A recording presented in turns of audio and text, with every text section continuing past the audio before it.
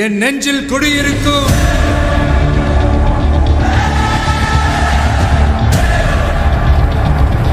உங்க விஜய் நான் வரேன்.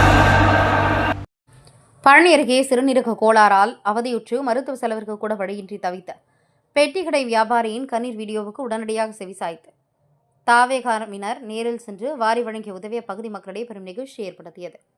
திண்டுக்கல் மாவட்டம் பழனி அடுத்த புது ஆயக்குடி பகுதியைச் சேர்ந்தவர் சுபானி.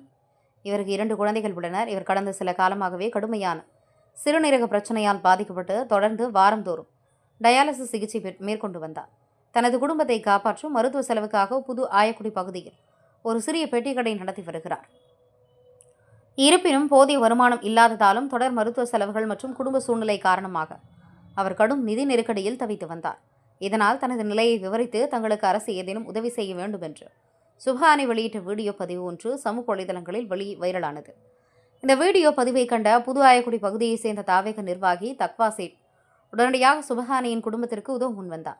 அதன்படி இன்று ஆயக்குடியில் நடைபெற்ற நிகழ்வில் தாவேக நிர்வாகி தக்வா சேட் தனது சொந்த பணத்திலிருந்து சுபஹானியின் பெட்டி கடைக்கு தேவையான அனைத்து விதமான வியாபார பொருட்கள் மற்றும் அத்தியாவசிய தேவைகள் அனைத்தையும் மொத்தமாக வாங்கி நேரில் கொண்டு சென்று அவரிடம் ஒப்படைத்தார்.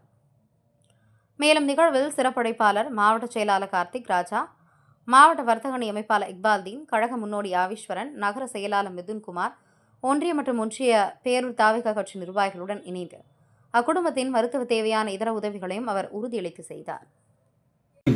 டயாலிசிஸ் பண்ணிட்டு வாரத்துக்கு 3 நாள், அதனால சிரமமாக இருக்குது. மாத்திரை மருந்து கூட வாங்க முடியாமல் இருக்குது. பிள்ளைய 2 பிள்ளைய படிக்க வைக்கணும்.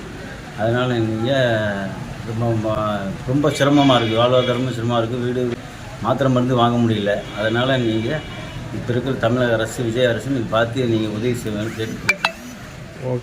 என் நெஞ்சில் குடியிருக்கும்